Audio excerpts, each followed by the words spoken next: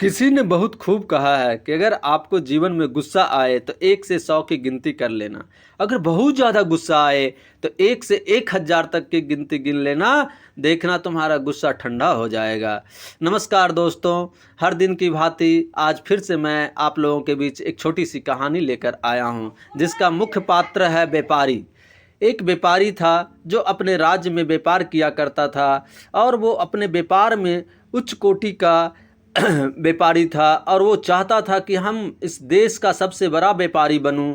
और वो देश में रहकर संभव नहीं था। वो अक्सर सोचा करता था क्यों ना हम विदेश चला जाऊं, जहां से ढेर सारा पैसा कमा कर लाऊं और अपने देश में लगाऊं, और फिर मैं देश में अग्रिम पंक्ति का व्यापारी बन जाऊं।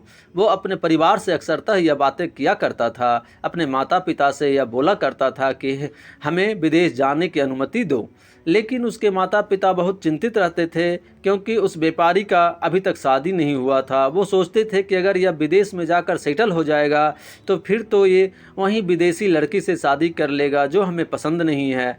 तो वो अपने बच्चे को बोले कि हे, तुम को हम विदेश जाने से नहीं रोकते हैं, तुम विदेश जाओ, खुशी खुशी जाओ, ढेर सारा पैसा कमा कर लाओ, लेकिन पहले तुम शादी कर लो।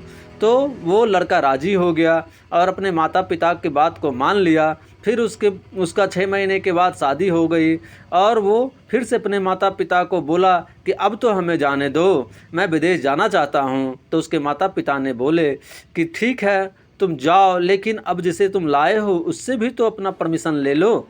तो फिर वो एक रात अपने प्रियतमा के पास पहुंचा और उसे बहुत ही प्यार से बोला कि हे प्रियसी, मुझे ढेर सारे पैसे कमाने के लिए विदेश जाना पड़ेगा, मुझे जाने दो। तो उसकी जो पत्नी थी, धर्मपत्नी, वो बोली कि जो आपको अच्छा लगे वो कीजिए, आपकी खुशी में हमारी खुशी है।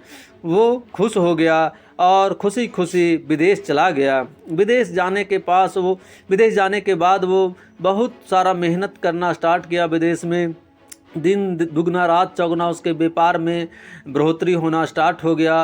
वो वहाँ रहकर बहुत सारा पैसा कमाया और वो बहुत बड़ा व्यापारी बन चुका था। फिर उसे अपना देश का याद आने लगा और अपने परिवारजनों का याद आने लगा। वो सोचा क्यों ना अब अपना देश जाकर अपना व्यापार का विस्तार करें और अपने देश में व्यापारी लोगों में अग्रिम पंक्ति में शुमार हो जाएं। फिर वो अपना वहाँ विदेश में जो व्यापार किए हुए था उसको समेटना स्टार्ट किया। धीरे धीरे धीरे धीरे धीरे सारे व्यापार को समेटते हुए वो पैसा इकट्ठा किया, और एक दिन वो देश के लिए विदेश से रवाना हो चुका था।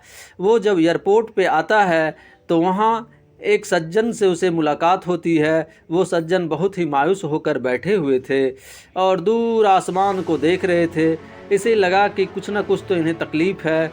वो धीरे धीरे सज्जन के पास गया। वो देखने में बहुत ही विद्वान दिख रहे थे। वो उनसे राम सलाम किया और पूछा, हे महानुभाव, आपके साथ क्या परेशानी है, हमें बताइए, हो सका तो हम आपकी परेशानी को दूर करने में सहायता करेंगे। तो वो सज्जन ने उस व्यापारी से बोला कि देखो, मेरे पास तो बहुत सारा ज्ञान का भंडार है, लेकिन हमारे पास पैसे नहीं हैं और हमारे परिवारजनों को अभी ज़रूरत पैसे की है। मैं कहाँ से पैसा लाऊं, इस चिंता में डूबा हुआ हूँ। तो ये व्यापारी बोला कि ठीक है महानुभाव, आप हमें अपना ज्ञान दीजिए, हम आपको अपना पैसा देंगे। तो वो व्यापारी उस महानुभाव से पूछा कि एक ज्ञान के बदले में आप कितना पैसा लोगे। तो वो महानुभाव जो सज्जन थे वो बोले कि मैं एक ज्ञान अगर तुझे दूंगा तो उसके एवज में हम तुमसे 500 स्वर्ण मुद्राएं लूँगा। तो वो व्यापारी बोला, ठीक है, हे महानुभाव, आप अपना ज्ञान हमें बताइए, मैं आपको 500 स्वर्ण मुद्राएं दूंगा। तो वो सज्जन महानुभाव जो थे वो व्यापारी को बोले, ठीक है, सुनो, तुम जीवन में कभी भी कोई काम अगर करने जा रहे हो तो यूं ही स्टार्ट नहीं कर देना। उसके पहले तुम 2 मिनट के लिए ज़रूर सोचना, उसके बाद तुम कोई काम स्टार्ट करना। उसके बाद महानुभाव रुक गए। व्यापारी बोला कि हो गया। तो हाँ, हो गया। वो 500 मुद्राएं अपने थैली से निकाल कर उस महानुभाव के हाथों में रख दिया। फिर वो बोला कि अब दूसरा ज्ञान लेने के लिए फिर से 500 मुद्राएं इनको देना पड़ेगा। वो ठहरा व्यापारी। वो सोचा, अरे नहीं नहीं नहीं, इतनी पैसा नहीं लगाना है, चलो एक ज्ञान काफ़ी है। वो फिर अपना घर के लिए चल दिया। इसी बीच में फ्लाइट आ गई। वो जहाज़ से अपने घर के लिए रवाना हो चुका था। जब वो अपना घर पहुंचा तो वहाँ देखा कि गार्ड खड़ा है। वो गार्ड से बोला कि देखो तुम हल्ला मत करो, मैं अपने पत्नी को सरप्राइज़ देना चाहता हूँ। वो दबे पाँव अपने कमरे की ओर बढ़ गया। जब वो घर के अंदर जाता है तो वो देखता है कि अपनी पत्नी के साथ कोई लड़का वहाँ बैठा हुआ है, सोया हुआ है, लेटा हुआ है। तो इसे बहुत सारा गुस्सा आया। ये साथ में आसमान पे गुस्सा इसका चढ़ गया, ये आग बबूला हो गया। ये दौड़ते दौड़ते गया रूम के अंदर, एक तलवार निकाला और अपनी पत्नी को काटने के लिए दौड़ा। लेकिन इसी बीच उस महानुभाव की बात उसे याद आई और वो रुका। इसी बीच उसका तलवार एक बर्तन से टकराया। इस बीच में शोर हुआ और बीबी उठ गई। वो बीबी ने अपने पति को देखा तो उसके चरणों में गिर गई और बोली कि हे प्रियवर, आप आ गए इतने दिनों के बाद। फिर वो अपने बच्चे को उठाया, बेटा देखो तुम्हारे पिता आए हैं।